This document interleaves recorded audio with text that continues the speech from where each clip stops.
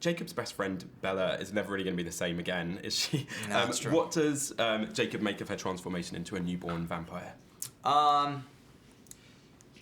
Jacob's okay with it at this point. I mean, he never would have been before, but he changes a lot in this last one. He finds the right place for Bella in his life, and that's just a best friend, like you said. But I was sure blown away by it, and by Kristen's performance as the new vampire Bella. It's a whole new person. It's very impressive. And tell us about that fight scene that you have, the brilliant fight scene.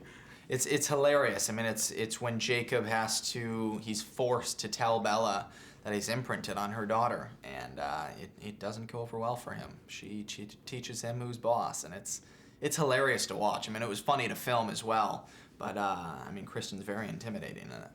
I should say, Kristen, her character Bella's become a Twilight mom herself in the series, giving birth to the lovely Renesmee. Yeah. What is Jacob's relationship with her? Can you tell us a little bit more about that with the young With Renesmee? Yeah, I mean, it's called imprinting, and it's very complicated, but it was important for me not to make it complicated while filming.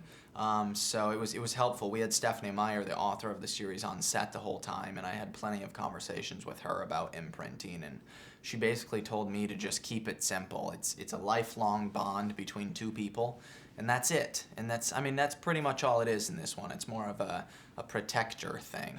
And you mentioned Stephenie Meyer. I mean, at the very end of the film, actually, there's a kind of a tribute, very fitting one to the writing. Yeah. Like, how indebted at this point do you feel to Stephenie Meyer? Oh, huge. All of us. I mean, we should thank her for the rest of our lives every single day. She's amazing, and I mean, she's an amazing person as well, so we're definitely in debt to her. And fans will be happy to know that Jacob has a kind of magic Mike moment in the movie. How much do you sort of enjoy the fact when you're filming, knowing that fans are really going to enjoy that moment?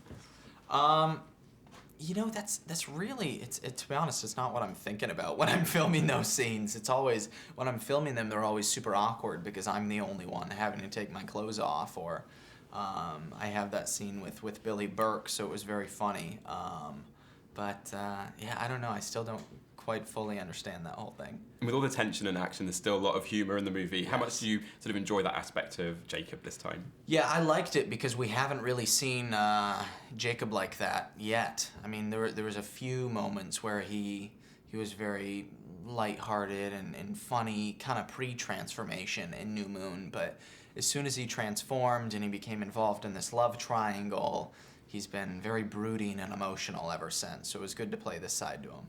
And he's often in sort of wolf form towards the end of the film, isn't he? So I imagine when you saw the film for the first time, you got to kind of sit back and actually enjoy that battle sequence in some ways. Like, what impressed you about it? That's true. I was like a fan watching that because I wasn't there on the day, and I was blown away watching that sequence. I'm like, man, this is a Twilight movie, and I didn't know Bill Condon was such a good action director. I mean, it's an amazing sequence. I think that a lot of guys are going to enjoy it. He's obviously the fourth director on the series, and he's handled the last two. Why do you think he was the right man to sort of round off the saga? Because he could do both. The Breaking Dawn Part 1 and 2 could not be more different from each other. I mean, Part 1 was so intimate and emotional and character-driven. I mean, we're really inside a house in a few rooms for about 75% of the movie. And in this one is just epic. Big movie. And he was able to nail both of those, and I learned so much from him. And we mentioned how good a comedian you are. Is that the direction you kind of would like to see your career going, or do you want to keep things as diverse as possible?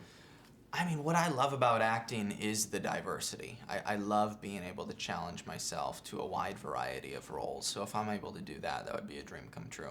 Taylor Lautner, thanks very much. Thank you. Thanks for having me. Yeah, good to see you again.